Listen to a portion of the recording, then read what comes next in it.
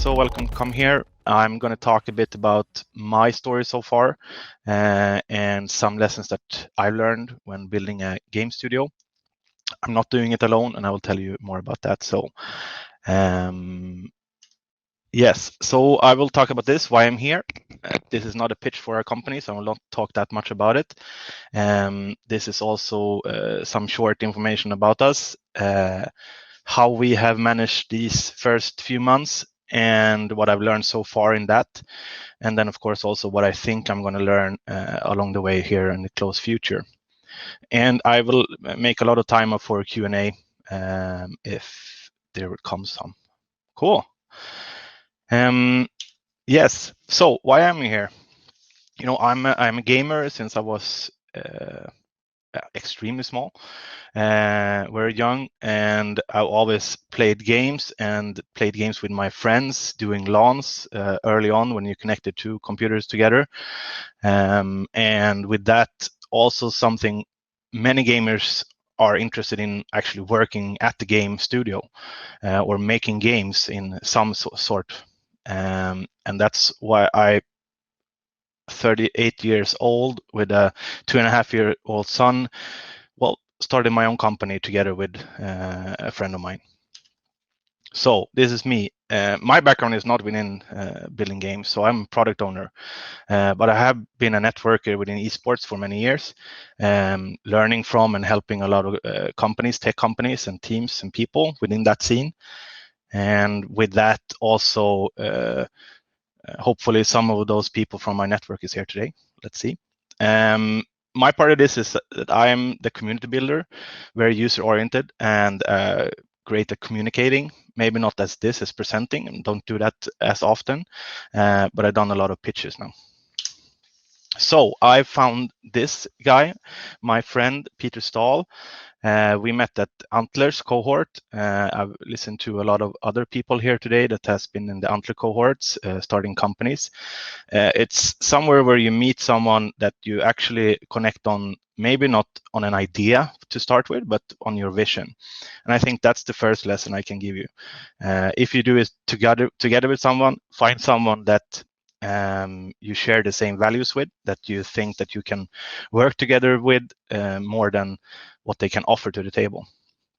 So, but I also found then Peter, who has been a game developer from start of times, became a game producer pretty early, and worked at 2 big studios here in Stockholm. But he's also a really natural leader, well-read, but also have experience in methodology. And he's awesome at building teams, and that's one big thing that I've seen so far. So we combined our two worlds, and we thought it could be really nuclear. And then we just said, let's start running. So the first few months that we have been started, you know, it was from April, so it hasn't been that long. We have done a lot already. We incorporated in April. We had our first 2 hires and interns in May. We also got the game actually up and running, extremely white box, but we did play it online for the first time in June.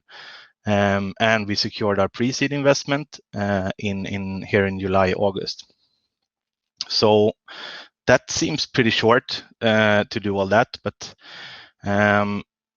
we have a problem also that building a game takes a really long time, especially if you're looking to a AA or AAA game. So for us, it was important also to have people that believed in us or the things that we wanted to do that is different.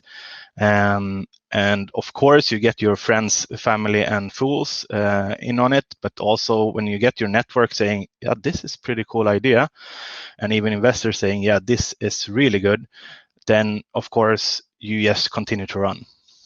So Corona was exactly during the time, or is during the time that we started a company. Have it affected us? We don't know, as we haven't done this before. But what we believe so far is that things take a bit longer than expected, especially when it comes to, you know, incorporating and doing everything around the business. But of course, building a game and stuff like that is not really affected because you can do that from home, even when building a team. So, and as you know, what happened now during the last year is that gaming just continue to rise. It's just getting bigger and bigger, and esports as a part of gaming is also getting bigger, even though the offline events are not happening right now. Another win, a big win for us, is that we did share the same values, but do we share the same vision also? And how does all the new people that we get into the company, do they share the same vision as us? Because values is so important when you hire, but vision is harder to get out of someone. But yes, the first 3 people that we have in, we have talked a lot about what we wanting to do, and that is one of the main reasons that they wanted to come and join us. So we have created a kind of a stickiness to us as a company and us as people, trying to get people to understand what we're going to do. So one big lesson here, me not coming from building games, coming from more building products, tech products. The biggest lesson is that, well, things seems to go fast, but everything takes much more longer time than expected. If you talk to someone, yeah, we're building a game studio and we're building this kind of game. Okay, cool. Can I try it? Well, it's going to be released in 3 years. So not really. And that's one big problem that we have. Of course, we have something, playable. But if you look at our timeline, there's so many other goals that we're going to meet. So with this, one big question is, are we going to make profit? We don't know that until after a few years. So for me, it's more important to the number says that 20% of games made may make profit. I hope we're one of those, but you never know until the game is released. But the different things that we do that I can share is that let's take the agile world into game development. I know a lot of mobile development studios already do this, but if you look at a lot of the big AAA games or very big games that takes a long time, it starts with someone's wet dream on creating a special game that they have no idea if it works, if people want to download it, if people want to play it. So why don't bring in users really early on and even get them sharing the vision that we have on creating something and have them all along with us towards the finish line in 3 years. So we started out with the small community, and that is professional players, professional streamers, ex-pros, etc. Having them on board already now, trying out all the small things that we get going has given us so much already. So with that, we call that agile, bi-weekly updates with this small community and seeing what they say about things, asking them the right questions, getting them to talk. It's extremely interesting. So we hope that with that, we get this number to be a lot higher for us. Three other lessons learned when it comes to legal and business building. It's important to understand that you do what you do best. For us, it's building games, building community, and doing this cool entertainment platform. It's not reading through 85 pages of legal documents for an investment. So get help early. Because also there's so much things that you can do wrong. It's important that you get everything right. It's pretty straight up here in Sweden, but it's harder and maybe also easier in other countries, but get help.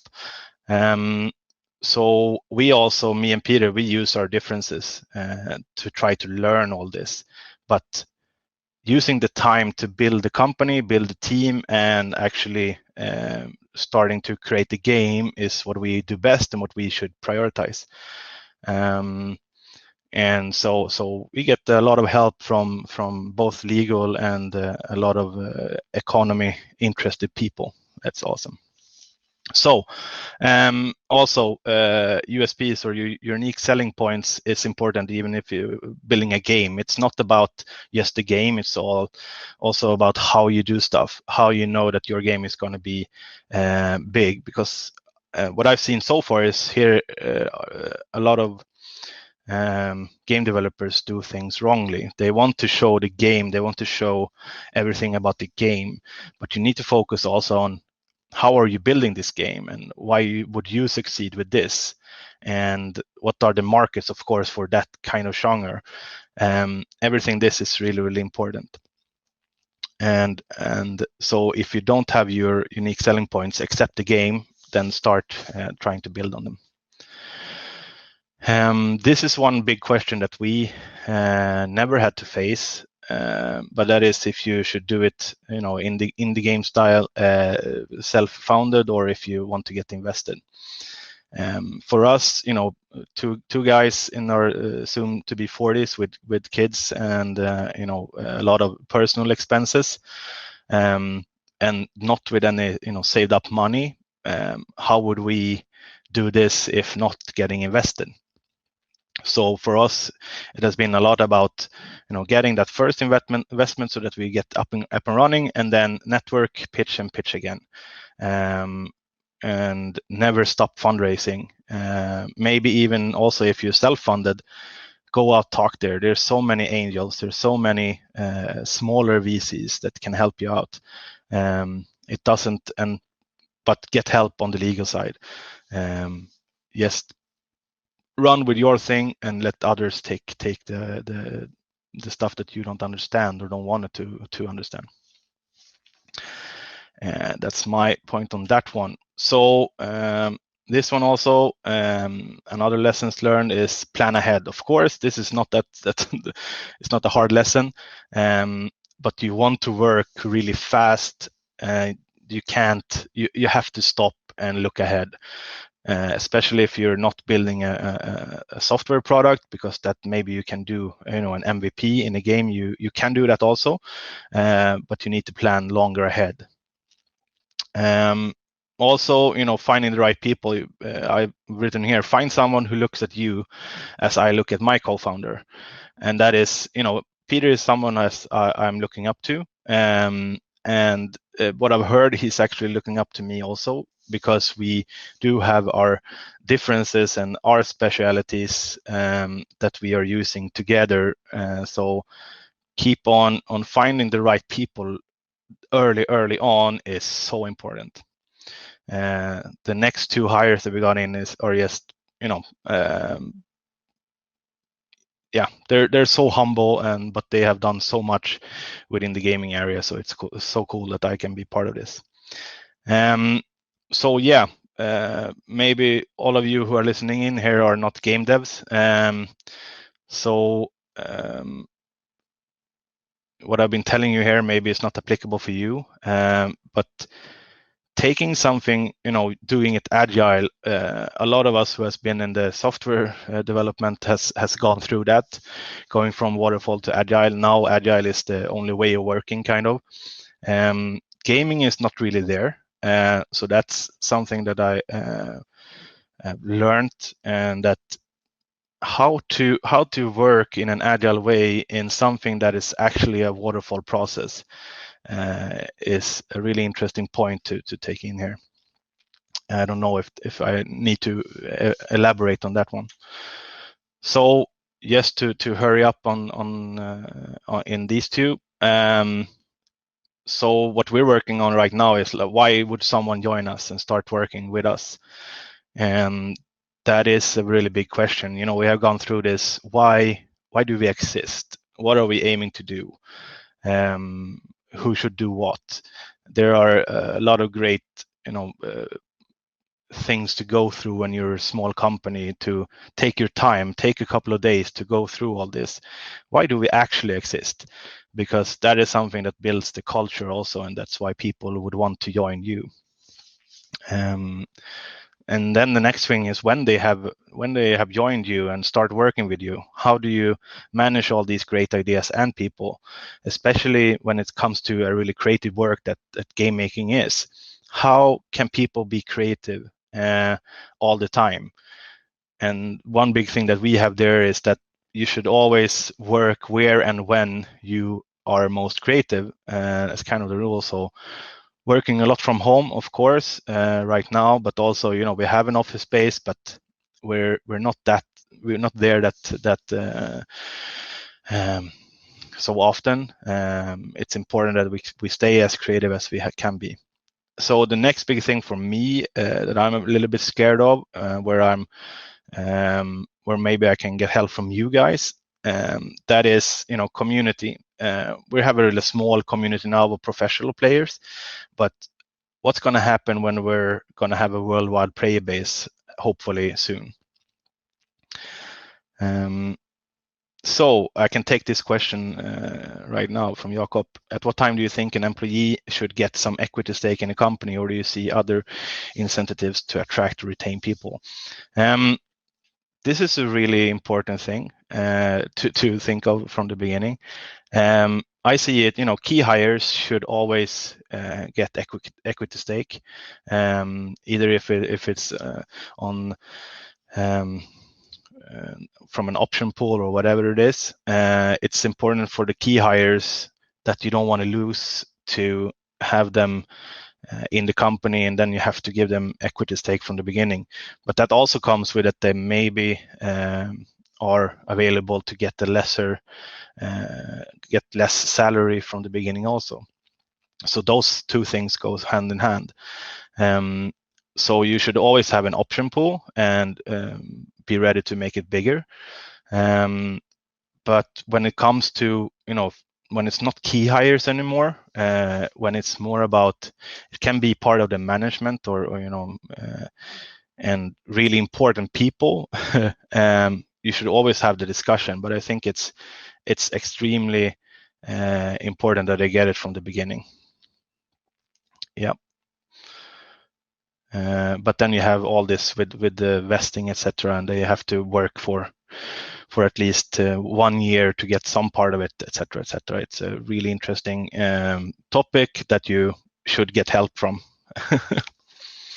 All about skin in the game. Yes, it doesn't have to be. That's not why me and Peter does it. But when you want someone to get the same passion for something that you have, then maybe you have to give them something from the beginning.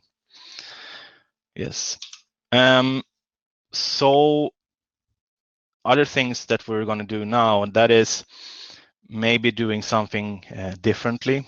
But of course, we need to build the game. We need to test the game, and we're going to release the game. All these things are in the future. There's so much work behind all of this. So the things that we have done so far is nothing compared to this. What we also have, after when it's released, we need to keep creating great content, because then hopefully that means great retention also. And that is one of our, key points to get ahead of others is great content, to keep people from coming back and playing the game. We're not in there to get this hockey stick that maybe all other game developers want. We want to have an organic growth and keep having people come back to the game all the time. Here's one learning maybe from the industry today, and that is that a lot of game studios or games get a really good release or beta release or anything. They sometimes pay streamers, etc., or influencers to play the game and to show it. That's awesome, and maybe these streamers like it, and they play it for 1 week, 2 week, 1 month. But how do you keep them from? How do you keep having them come back?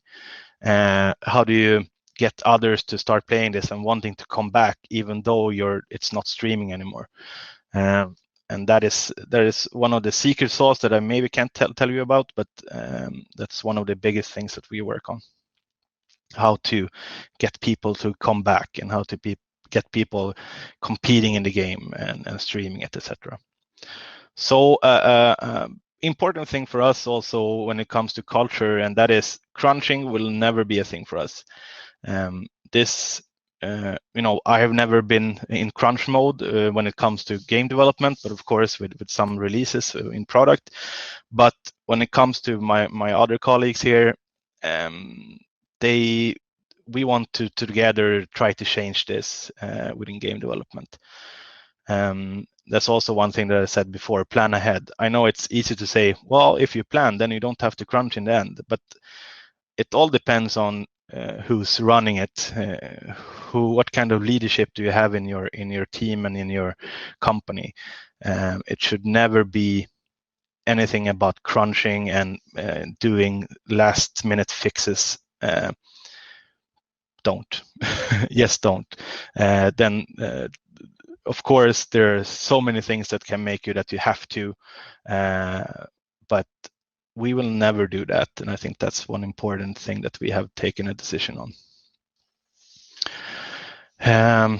That's kind of it. What more can I say? Maybe this was too chill for you, but if you have any questions to me or reach out to me, please do. As I said, I haven't told you that much about gaming itself or esports or anything about our company, and our webpage is horrible, so don't go in there. But we have done a lot of pitches, so we have people that have listened in on what we have done. We are hopefully soon getting out also with about our latest pre-seed round, and with that I hope to get some traction from people that wanted to keep on talking to us. So by 30 people, no questions, or is it just me that don't have any? No, that's awesome, and I'm done so early also.